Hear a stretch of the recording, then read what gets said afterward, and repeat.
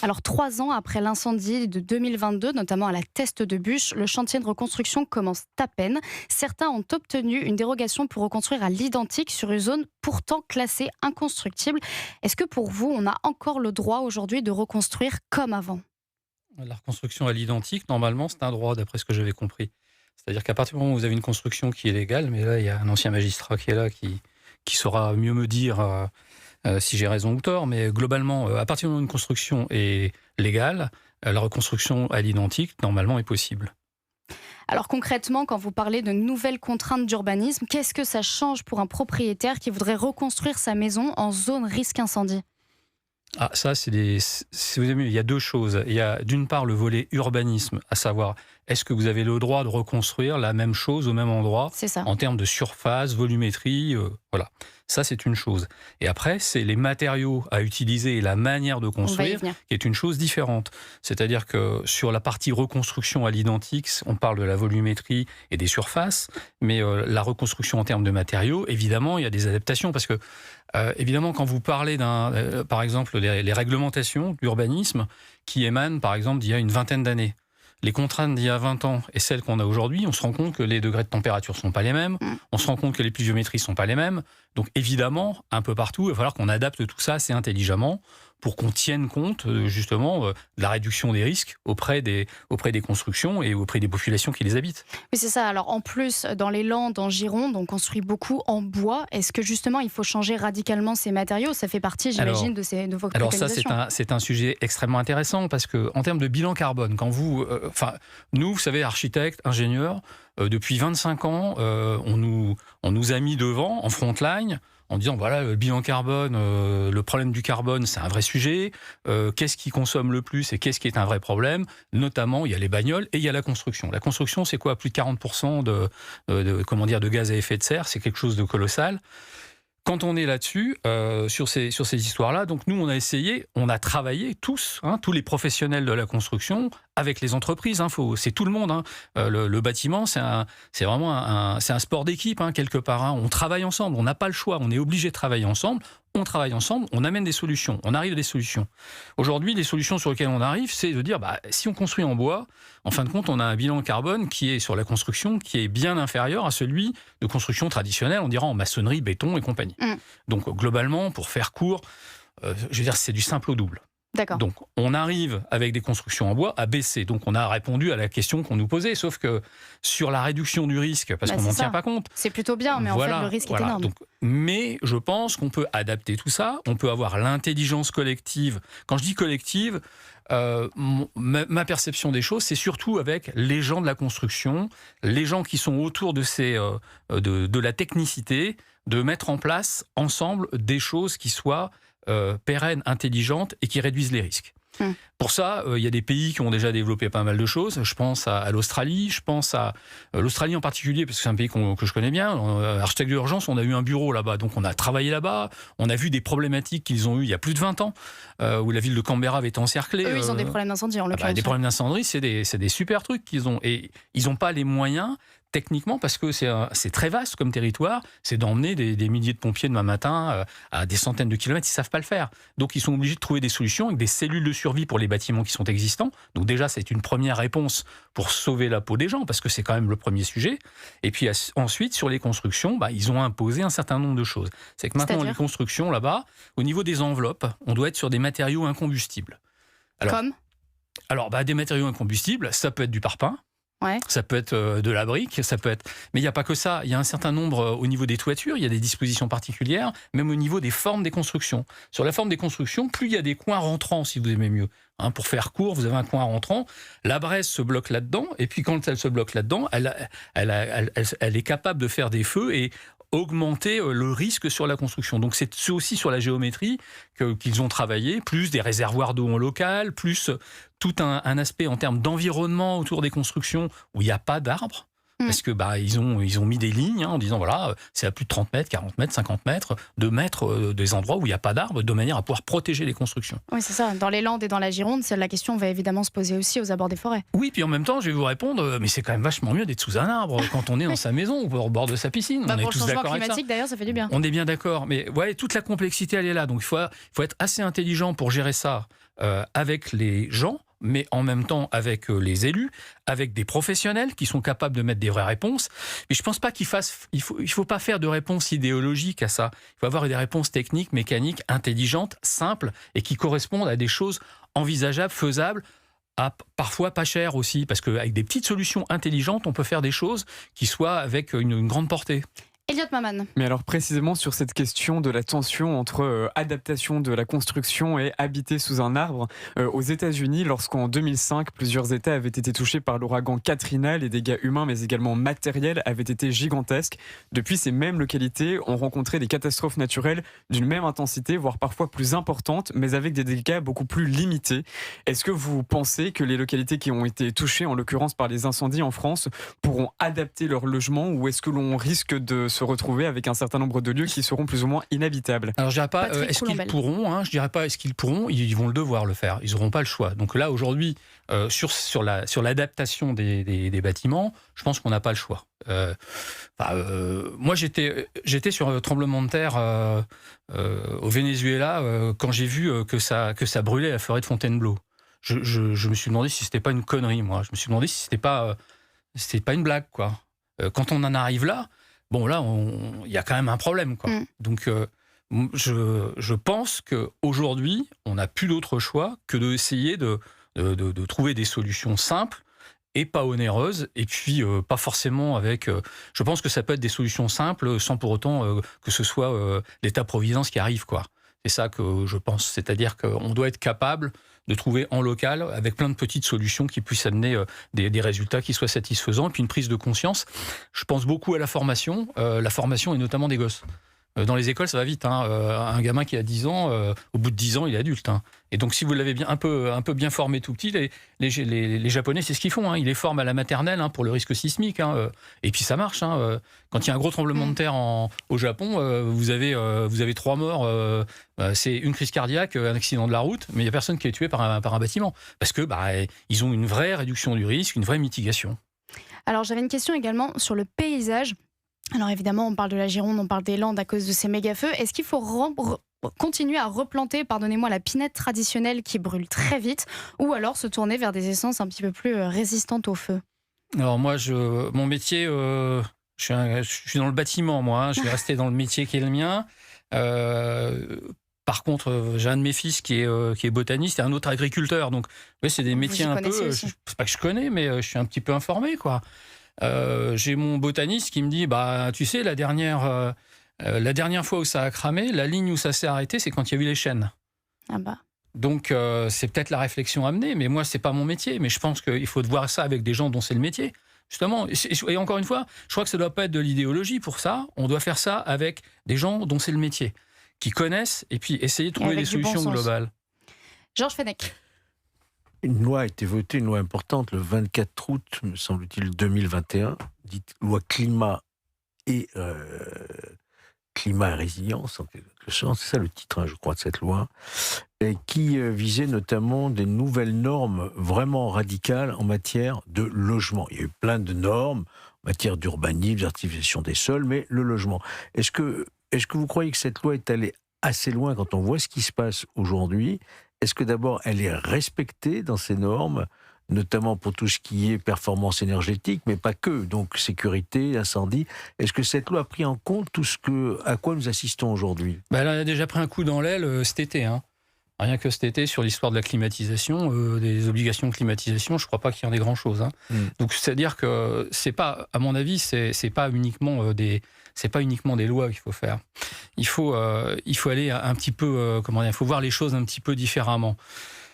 En fonction de l'endroit où vous vous trouvez, dans le nord de la France, moi j'habite à Amiens, donc c'est le nord de la France. Je suis désolé, mais la climatisation chez nous, on n'y a jamais pensé, quoi. On commence à... Jusqu'à maintenant. Voilà, on commence à... Et la réglementation, c'est le décalage qu'elle a. Il est aussi là. On est parti sur une réglementation thermique qu'on nous a imposée, comme l'accessibilité, comme tout un tas de trucs, qui sont des choses essentielles. L'accessibilité n'est pas contestable. Mais aussi, il ne faut quand même pas oublier une chose, c'est que l'État a imposé l'accessibilité à tout le monde, à tout le privé. Et puis le jour où c'était applicable, a dit nous, on peut pas le faire parce qu'on n'a pas trouvé les moyens de le faire. Vous voyez, c'est aussi ça, ce genre de comportement qui font que c'est pas terrible, où on comprend pas trop qu'une administration centrale impose des choses aux gens et puis soit pas capable de se l'appliquer à elle-même. Donc ça, c'est pas très sympa. Mais sur les histoires de réglementation thermique.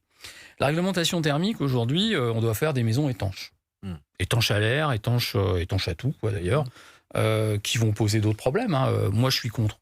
Alors, je suis pas là pour être pour ou contre, à la limite, on s'en fout. Et moi, je suis pas d'accord avec ça. Pourquoi ? Par contre, parce que je trouve que c'est pas confortable. Voilà, je dirais que la fenêtre ouverte, je suis désolé, je fais partie. Vous pouvez plus là.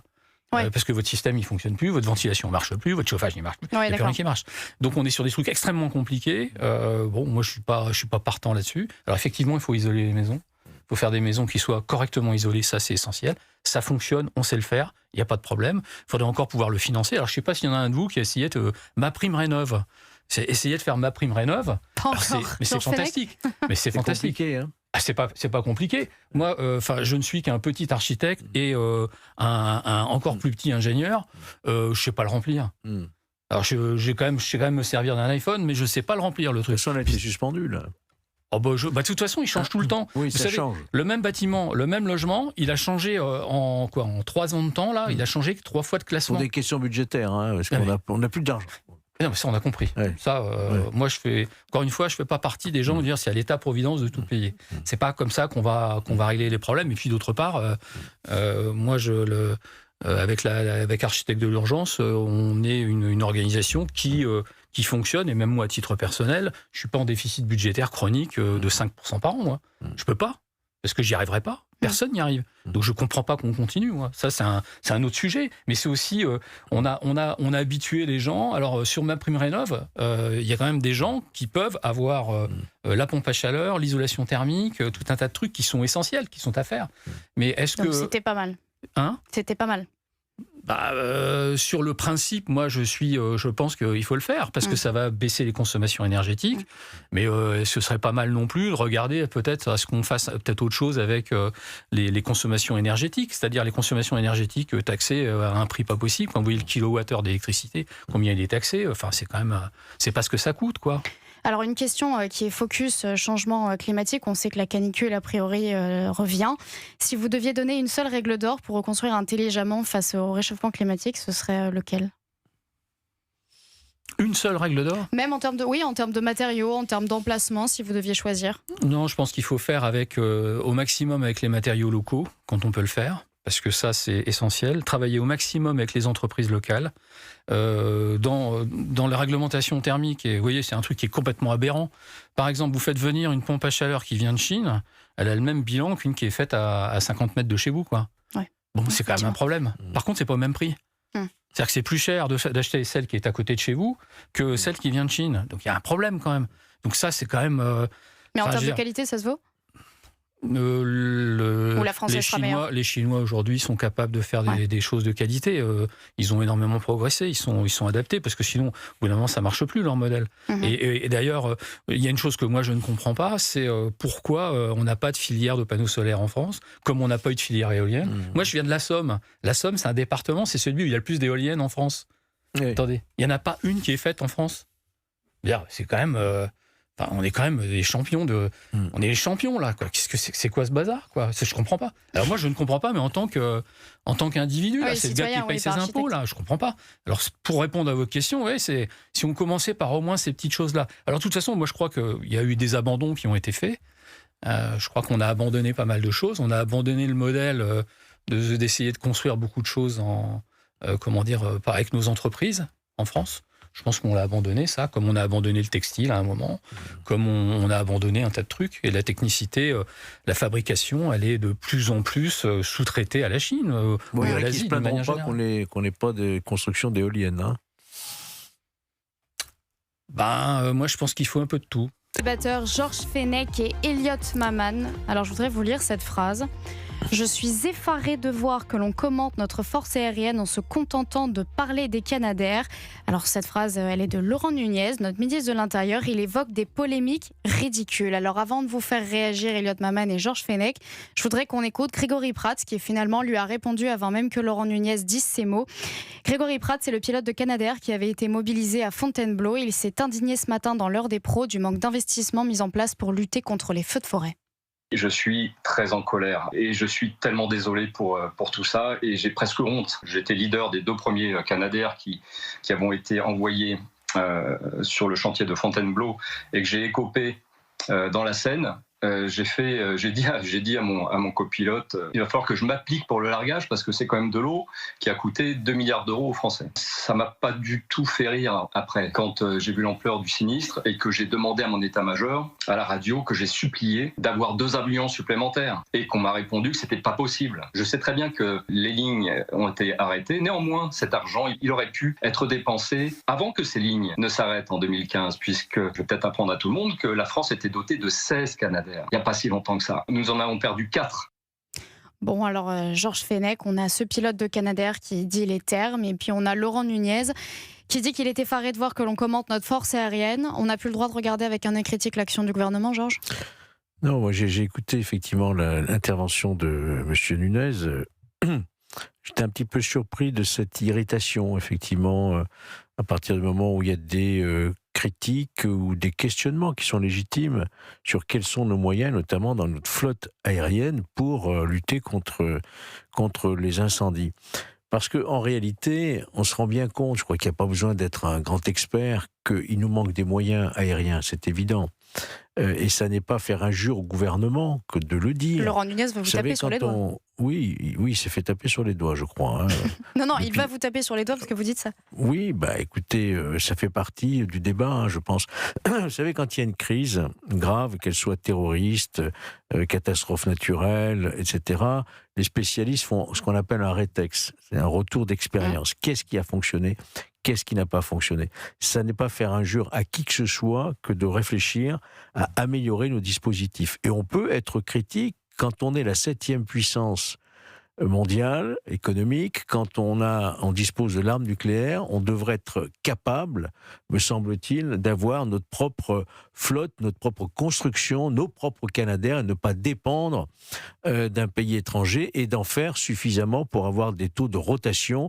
Actuellement, on en a 8, je crois, qui sont en maintenance, vous vous rendez compte ? Et on a appris comme ça par une sorte d'interview un peu, on a appris que les pièces détachées ont du retard. Elles n'arrivent pas à l'heure convenue depuis le Canada. Elles auraient dû être là déjà.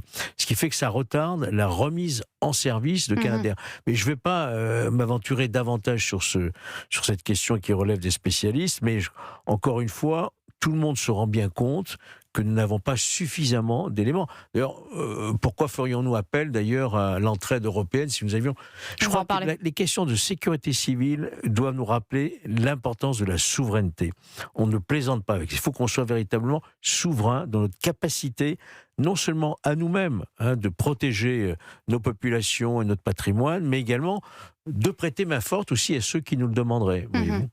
Mais alors, Elliot Maman, donc justement, on va parler de ce mécanisme européen de la protection civile, la question de la flotte européenne. Emmanuel Macron, hier, a remercié la Croatie qui est venue nous aider.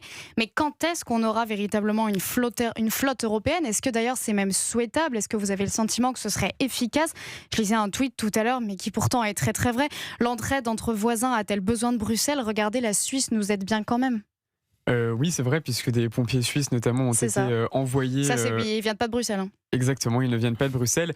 Et par ailleurs, la question plus générale, c'est qu'on voit bien que puisque l'on est voisins, on est également parfois soumis à des conditions climatiques qui sont plus ou moins comparables. L'Espagne, la semaine dernière, a déclaré l'état d'urgence national par rapport à la situation qu'ils subissent quant aux incendies qui sont les leurs. Donc on comprend également que la possibilité d'avoir une flotte européenne se limite par rapport aux besoins simultanés qu'un certain nombre de pays vont rencontrer. Évidemment que l'idée de ne pas tous investir dans une flotte extrêmement large serait extrêmement pertinente si nous n'étions pas des voisins et donc que nous étions tous soumis à des climats différents, à des moments différents de l'année. Or, puisque nous sommes tous très proches et que nous avons les mêmes conditions au même moment, c'est un peu compliqué de se dire que l'on va devoir tous reposer sur la même flotte. Il est intéressant en revanche de noter que notamment les mécanismes de protection civile à l'échelle de l'Union européenne peuvent aider tout pays qui en fait la demande. Par exemple, c'est ce même mécanisme-là qui avait permis l'Union européenne d'aider le Liban lorsqu'il y avait eu des explosions sur le port de Beyrouth. Je ne sais plus si c'était en 2020 ou en 2021. En 2020, me semble-t-il. Donc, on voit que ça peut être quelque chose de très large qui, précisément, permet d'avoir une mise à disposition globale de moyens d'intervention d'urgence qui sont évidemment nécessaires. Mais là, quand on nous explique que chaque été va être de plus en plus sec et que donc ces incendies vont se poser de manière de plus en plus massive d'été en été, on comprend qu'il y a évidemment nécessité d'avoir des mécanismes de réponse qui sont souverains. Georges Fenech, vous évoquiez la flotte européenne, mais c'est vrai que le plus important pour vous, ce sera en fait surtout une flotte nationale. Moi, je suis convaincu qu'il faut que nous ayons notre propre souveraineté en matière de sécurité. Quelle que soit la sécurité, qu'elle soit militaire, civile, il faut que nous soyons totalement en capacité de décider nous-mêmes. Nous avons, je crois, des pompiers sans doute les plus formidables au monde. Ils sont nombreux. Il y en a à peu près 200 000. Ouais, même plus, 250 000. 250 000 si on intègre effectivement toutes les composantes, JSP et autres. Mais ils demandent eux-mêmes des moyens. Et c'est pas faire injure, encore une fois. On a le droit de réclamer des moyens. Et ils les réclament. Ils les réclament, ces moyens, que ce soit... Alors, en termes de force terrestre, on a quand même des véhicules formidables. On a des véhicules qui sont capables aussi de résister au feu. Hein. J'ai moi-même fait l'expérience, c'est tout à fait impressionnant. Et nous avons une flotte qui est effectivement de bon niveau, qui est diversifiée avec différents moyens d'âge, hélicoptères, bombardiers d'eau, etc., et canadaires, mais nous n'en avons pas en nombre suffisant, compte tenu de l'évolution du climat, du dérèglement climatique. On voit bien qu'on est fin juillet, les spécialistes nous disent on est à une situation de fin août-septembre. Donc comment on va pouvoir agir encore pour le reste de l'été si d'autres feux se déclenchent? Donc c'est une question de moyens et surtout de flotte aérienne. On a bien vu cet avion A400M, c'est cela? Absolument. Arriver un petit peu à la rescousse pour larguer du retardant. On voit bien que on a le sentiment que ce sont des moyens de dernière minute. Vous voyez, oui, de après crise. c'est vrai que la 400M c'était aussi un moyen, ça a dénoncé une certaine adaptabilité, c'est-à-dire du gouvernement, ce qui n'était pas forcément plus mal face à l'urgence. C'est toujours bon à prendre, mais on voit bien que c'est dans l'urgence. Donc il faudrait vraiment maintenant, après ce qui n'est pas encore terminé, malheureusement, et on espère que ça se terminera le plus vite possible, véritablement reposer à plat les questions de sécurité civile. Europe 1 Soir, il est 19h40, on continue de parler des incendies, mais je voulais parler avec vous, Georges Fenech, d'un autre angle. Je profite de la présence de l'ancien magistrat. On a appris un chiffre aujourd'hui, le ministère de l'Intérieur parle de 5 personnes incarcérées, 15 en détention provisoire, notamment pour leur responsabilité dans le déclenchement des divers feux, donc en 2026. Que risque-t-il et surtout, est-ce que la justice sera pour une fois exemplaire? Vous faites bien de poser ces questions parce que les comportements... Alors il faut d'abord distinguer, si vous voulez, il y a les incendiaires, criminels, ceux qui mettent le feu volontairement. Il y a ceux qui mettent le feu accidentellement, mais par un comportement qui est totalement irresponsable et qui est pénalement punissable. Et puis, il y a les pyromanes. Ceux-là sont des malades, sont des addicts du feu, qui déclenchent eux-mêmes le feu. Psychiatrique, oui. Voilà, donc c'est des cas différents. Hein. Il faut évidemment être intraitable. Augmenter les pénalités, elles sont déjà suffisamment... Enfin, elles ne sont pas suffisamment lourdes. La loi est bien écrite. La loi, elle est bien écrite. Hein, elle prévoit des peines conséquentes qui peuvent aller jusqu'à 10 ans et évidemment 20 ans et même perpétuité. Quand vous incendiez et qu'il y a de la mort derrière, ça peut aller très loin. Mais il faut être intraitable. Toujours la même question. Vous avez des lois, encore faut-il les appliquer. Là, on va sortir de cette période en octobre, novembre. Ces individus qui ont été incarcérés provisoirement, il faudrait qu'on sache quelles seront les peines qui seront prononcées. Toujours la même question de l'application stricte et rigoriste des peines qui, si on veut qu'elles soient dissuasives, il faut qu'elles soient fortes. Donc moi, je me félicite déjà qu'il y ait ces mesures, je ne les connaissais pas, vous me les apprenez, de 15 détentions provisoires. Absolument, et 5 personnes incarcérées. Et 5 personnes incarcérées ou en détention provisoire? Et 170 interpellations depuis janvier. Oui, donc on voit bien qu'il y a effectivement un effort particulier des parquets et des magistrats instructeurs, mais encore faut-il que derrière, il y ait des véritables sanctions qui soient prononcées. Alors, Elliot Maman, je lisais également un article, 6 personnes également interpellées en Gironde ce week-end. Donc, on sait quand même comment s'est passé le week-end en Gironde. Est-ce que vous vous rendez compte qu'il y a 6 personnes qui ont été interpellées pour des faits susceptibles d'aggraver les incendies, alors qu'on connaît la situation de ce week-end? Il y a eu des histoires de mégots jetés par les fenêtres des voitures. Il y a eu des histoires de feux d'artifice. Il y a eu des histoires de barbecue. À quel point les gens sont irresponsables et par ailleurs imprudents? Non, évidemment, c'est insupportable et en plus, ça pose parfois également la question d'un pur principe de civisme. Par exemple, jeter son mégot par la fenêtre de la voiture, même s'il n'y avait pas ces risques d'incendie, ne me semble pas acceptable. Et par ailleurs, ça montre aussi que oui, parfois on a une causalité humaine qui est très directement identifiable, mais lorsqu'un simple mégot peut déclencher un feu de telle ampleur, on voit qu'une simple cendre soudainement qui est projetée par le vent dans un univers ultra sec a ensuite un effet de propagation que l'on ne connaissait pas à une certaine époque. Ça nous pose également une question évidemment beaucoup plus globale. Maintenant, ce qui est intéressant par rapport aux peines qui ont été prononcées pour les personnes où on a identifié des responsabilités, c'est que s'agissant des pyromanes, c'est compliqué d'avoir des études qui sont clairement faites quant au taux de récidive par rapport à ce type de criminalité, mais il y a 2 études qui font plus ou moins foi. Une étude notamment à l'échelle européenne qui avait montré que psychologiquement, les pyromanes, du moment qu'ils avaient déclenché un feu, généralement ils n'avaient un taux de récidive que d'environ 10%. Il y a une autre étude néo-zélandaise faite à la fin du siècle dernier qui s'inscrit également dans un cadre légal spécifique parce que des peines avaient été extrêmement lourdes contre les pyromanes que l'on avait identifiés et qui montre que le taux de récidive pouvait être inférieur à 2%. Donc psychologiquement, je trouve que c'est vraiment intéressant de s'intéresser à ça et de manière extrêmement brève, mais si j'ose juste bouleverser le principe de l'émission et poser une question à Georges Fenech, vous avez identifié tout à l'heure une différence entre les départs de feu criminels et les pyromanes de manière plus générale. Où est-ce que vous mettez cette frontière? Parce que je trouve que c'est assez intéressant. Vous avez des incendiaires qui mettent le feu par vengeance contre un voisin. Vous avez aussi, il y a eu des histoires de promoteurs immobiliers qui ont mis le feu à des endroits. Voilà. Et puis les pyromanes, ce sont des individus qui ont une fascination pour le feu et qui mettent le feu. Et malheureusement, quelquefois, on a des pompiers pyromanes, on le sait. Bien sûr, à Fontainebleau, on l'a vu. On en a eu un.